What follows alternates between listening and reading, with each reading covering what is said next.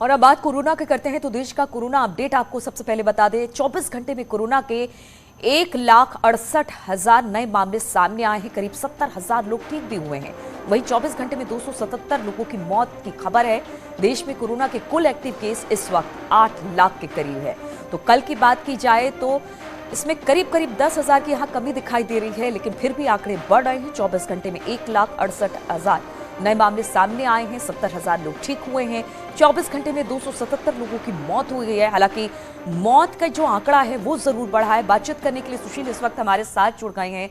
सुशील, कल के मुकाबले आज 10,000 मामले कम आए हैं, लेकिन जो मौतों का आंकड़ा है वो जरूर बढ़ा है। बिल्कुल नीलू, साफ तौर से जिस तरह कोरोना का संक्रमण तेजी से बढ़ रहा है उसमें निश्चित रूप से अब जो है वो मौतों का जो आंकड़ा है वो बढ़ रहा है। हालांकि कोरोना के संक्रमण की अगर बात करें तो 1,68,063 जो मामले हैं वो 24 घंटे में रिकॉर्ड किए गए हैं।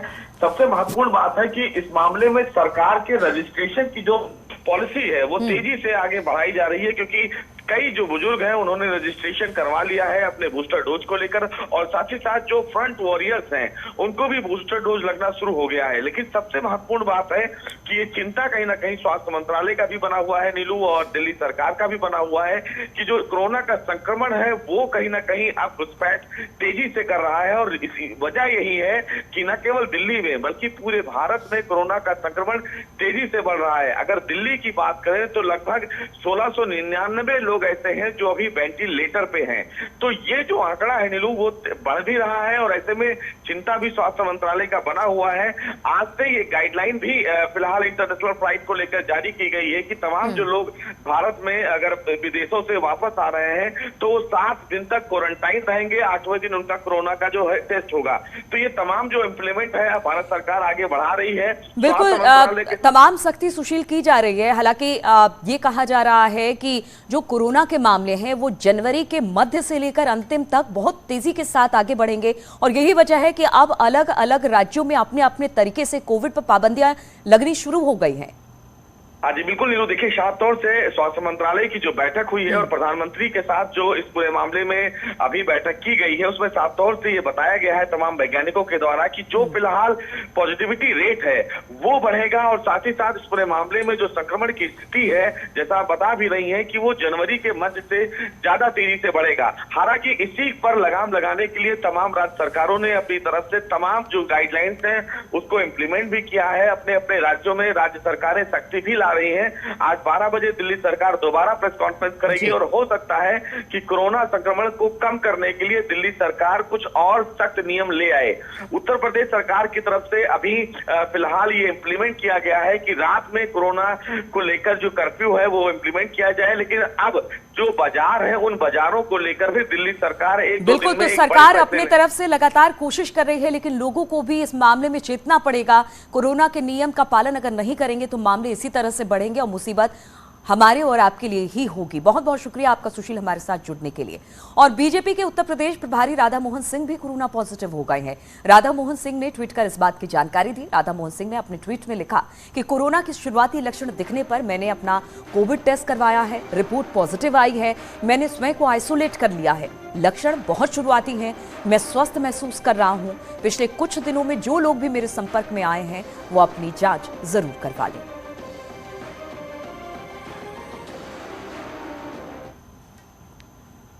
और कोरोना संक्रमण के लगातार बढ़ रहे मामलों को देखते हुए महामारी की चपेट में आए रक्षा मंत्री राजनाथ सिंह, अजय भट्ट और बिहार के मुख्यमंत्री नीतीश कुमार, बीजेपी अध्यक्ष जेपी नड्डा ने कोरोना पॉजिटिव होने की ट्वीट पर जानकारी दी। तो ये तमाम बड़े नेता हैं जो इस वक्त कोरोना संक्रमित पाए गए हैं। साथ ही उन्होंने ट्वीट कर जानकारी भी दी है, क्योंकि इनके संपर्क में बहुत सारे लोग आए हैं। ऐसे में इन्होंने एक तरह से लोगों को अलर्ट किया है कि अगर आप हमारे संपर्क में आए हैं तो आप अपना कोरोना टेस्ट जरूर करवा लें। और सीएम योगी आदित्यनाथ ने कोरोना को लेकर जनता के नाम एक संदेश भी दिया, जिसमें मुख्यमंत्री के सभी से उन्होंने वैक्सीन लगवाने की अपील की है। साथ ही कोरोना से ना घबराने की भी सलाह लोगों को दी है। प्रदेश की जनता जनार्दन ने प्रदेश के समग्र विकास और सुरक्षा में पिछले 5 वर्ष के दौरान निरंतर अपना सकारात्मक योगदान हमें दिया है। 5 वर्ष का हमारे साथ सरकार का एक कार्यकाल सफलतापूर्वक आगे बढ़ रहा है। इस दौरान पिछले 20-22 महीनों से न केवल उत्तर प्रदेश बल्कि देश और दुनिया इस सदी की सबसे बड़ी महामारी कोरोना से भी जूझ रही है।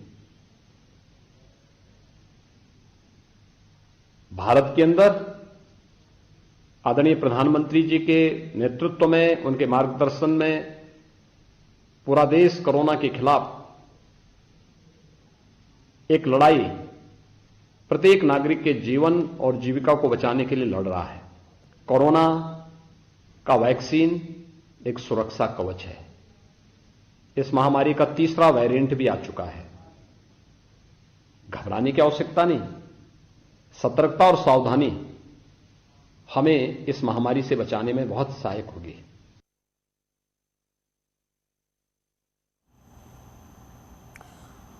और उत्तर प्रदेश में सोमवार को कोरोना के रिकॉर्ड तोड़ मामले सामने आए। प्रदेश में 8,334 कोरोना के मामले मिले, जिसके बाद एक्टिव केसों की संख्या बढ़कर 33,946 हो गई है।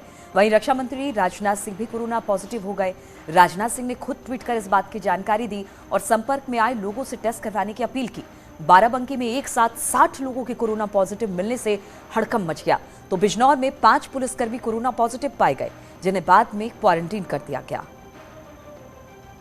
24 घंटों में संक्रमण के 8,334 नए मामले सामने आए हैं। इसी अवधि में उपचारित होकर डिस्चार्ज होने वालों की संख्या 335 है। इस समय प्रदेश में एक्टिव इन्फेक्शन के कुल 33,946 मामले हैं। इन 33,946 मामलों में से 33,563 होम आइसोलेशन में है, अर्थात घर पर रहकर ही स्वास्थ्य लाभ कर रहे हैं। और कोरोना के बढ़ते मामलों को लेकर वाराणसी में पाबंदियां बढ़ा दी गई हैं। नई गाइडलाइंस के तहत अब शाम के 4 बजे की जो गंगा आरती होती थी, पार्क और गंगा रेती पर जाने पर प्रतिबंध लगा दिया गया है, जिसके कारण वाराणसी के घाट एक बार फिर से सुनसान होने शुरू हो गए हैं। घाटों पर कल शाम होते ही पुलिस फोर्स ने दर्शनार्थी और पर्यटकों से घाटों को खाली करवाना शुरू कर दिया। पुलिस बाकायदा अनाउंस करने के साथ लोगों को 4 बजे के बाद घाट पर नहीं आने के लिए जागरूक करती भी दिखाई दी। जो बिना किसी इमरजेंसी के घर के बाहर ना निकले उनको एडवाइस किया गया है। बहुत अत्यंत आवश्यक कार्य हो तभी घर से बाहर निकलें, नहीं तो बाहर ना निकलें, संक्रमण से बचें। साथ ही ऐसी जगह जहाँ पे लोग आवश्यक कार्य से नहीं जाते हैं, जैसे 4 बजे के बाद विभिन्न प्रकार के पार्क हैं, खेल के स्टेडियम हैं, जो हमारे घाट हैं, गंगा के पार का एरिया है, उन जगहों पे किसी आवश्यक कार्य से जाना नहीं होता लोगों का 4 बजे के बाद, तो वो रिस्ट्रिक्शन लगाए गए हैं। मॉर्निंग वॉक जो करते हैं सीरियस, जो हेल्थ अवेयरनेस के लोग हैं, उनके लिए जाना स्वतंत्र है, लेकिन शाम को ये पाबंदियां लगाई गई हैं।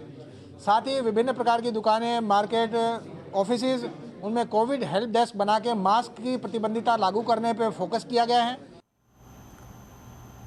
और कोरोना का असर वाराणसी के गंगा घाटों पर होने वाली आरती पर भी पड़ा है। अब कोरोना गाइडलाइंस के तहत सांकेतिक रूप से गंगा घाट पर मां गंगा की आरती की जा रही है। कोरोना के बढ़ते मामलों को देखते हुए प्रशासन ने धार्मिक स्थलों के लिए एडवाइजरी जारी की है, जिसके बाद से दशाश्वमेध घाट पर होने वाली प्रसिद्ध गंगा आरती के आयोजकों ने बड़ा कदम उठाया है।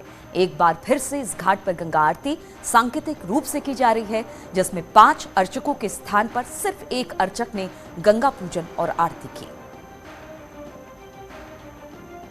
कि कोविड-19 को ध्यान में रखते हुए आरती जो है सूक्ष्म रूप में की जाए, और भीड़ भी जो आ रहे हैं पर्यटन, उनको भी रोक दिया जा रहा है कि आप लोग जाएं। इसको ध्यान में रखते हुए नियम यहाँ के निर्णय दिए हैं। नहीं, ये अच्छा कदम है और ये तो हमको हमारे हिसाब से थोड़ा और पहले कर देना चाहिए था, क्योंकि भीड़ काफ़ी थी और हमारे डीएम साहब का जो निर्णय है उसकी वजह से ये करना जरूरी था, और जो हुआ बहुत अच्छा हुआ है। घाट काफ़ी प्रशासन ने आज खाली करा दिया है।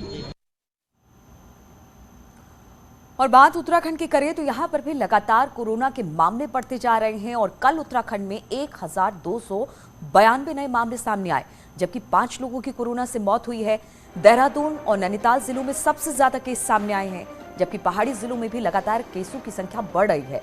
उत्तराखंड में अब कोरोना के एक्टिव केस बढ़कर 5000 के पार हो गए हैं।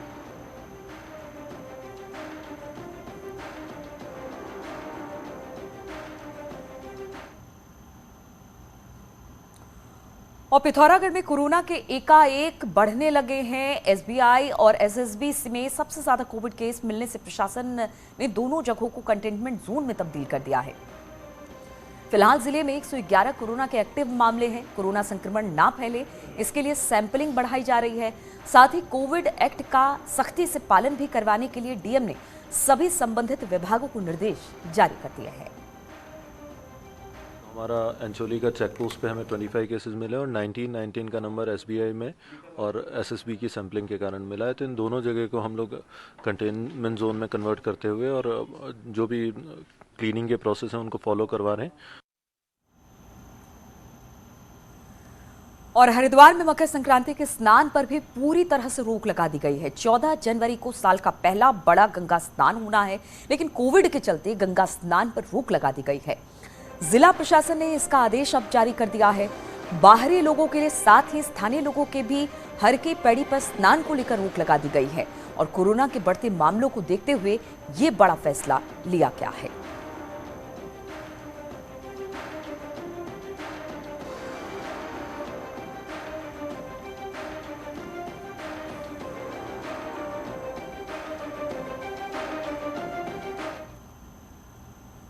और इस वक्त प्रयागराज के माघ मेले से जुड़ी हुई भी बड़ी खबर आ रही है। हम आपको बता दें, माघ मेले में हुई कोरोना की एंट्री। जी हां, माघ मेले में बताया जा रहा है 7 पुलिसकर्मी पॉजिटिव पाए गए हैं। तो माघ मेले में इस वक्त जो खबर आ रही है कि 7 जो पुलिसकर्मी वहां पर तैनात किए गए थे माघ मेले को देखते हुए, उसमें से 7 पुलिसकर्मी पॉजिटिव पाए गए हैं और ये एक बड़ी खबर है। बातचीत करने के लिए सर्वेश इस वक्त हमारे साथ जुड़े हैं। सर्वेश, क्या जानकारी इसको लेकर? देखिए, संगम की धरती पर 14 जनवरी मकर संक्रांति से माघ मेले की शुरुआत होने जा रही है, जो 1 मार्च महाशिवरात्रि के पर्व तक चलेगा। इस दौरान यहाँ पर बड़ी संख्या में श्रद्धालु आते हैं। लाखों करोड़ों की भीड़ यहाँ पर प्रमुख पर्वों पर होती है और कुल मिलाकर 4 से 5 करोड़ लोग पूरे मेले के दौरान यहाँ पर आएंगे। लेकिन कोरोना का केस 3rd वेव कह सकते हैं, जिस तरह से उसका संक्रमण बढ़ रहा है, उसको लेकर बड़ी चिंता की बात है। हालांकि तमाम एहतियाती कदम उठाए गए थे, लेकिन अब करीब जो 5000 पुलिसकर्मी मेले की सुरक्षा में आए हैं, उनमें से 7 पुलिसकर्मी, जिनमें 5 पीएससी के जवान हैं और इसके साथ ही साथ एक कांस्टेबल है, पुलिस कांस्टेबल, और एक एलआईयू का जवान है। ये 7 लोग संक्रमित आए हैं। इसकी पुष्टि भी मेला के एसपी राजीव मिश्रा ने की है और सबको आइसोलेट कर दिया गया है। तो ये अपने आप में बड़ी चिंता की बात है, क्योंकि 16 एंट्री पॉइंट है। हर एंट्री पॉइंट पर स्वास्थ्य विभाग की टीमें रहेंगी। ऐसी व्यवस्था की गई है जहां पर थर्मल स्कैनिंग और इसके साथ ही साथ एंटीजन जांच कराई जाएगी और सभी के लिए अनिवार्य किया गया है कि वो अपने कोविड वैक्सीनेशन की दोनों डोज का सर्टिफिकेट। बिल्कुल, प्रशासन और सरकार एहतियात तो बरत रही है, लेकिन अब 7 मामले जिस तरह से सामने आए हैं वो चिंता की बात जरूर खड़ी करती है। बहुत बहुत शुक्रिया आपका जानकारी देने के लिए। रुकेंगे यहाँ पर छोटे से ब्रेक।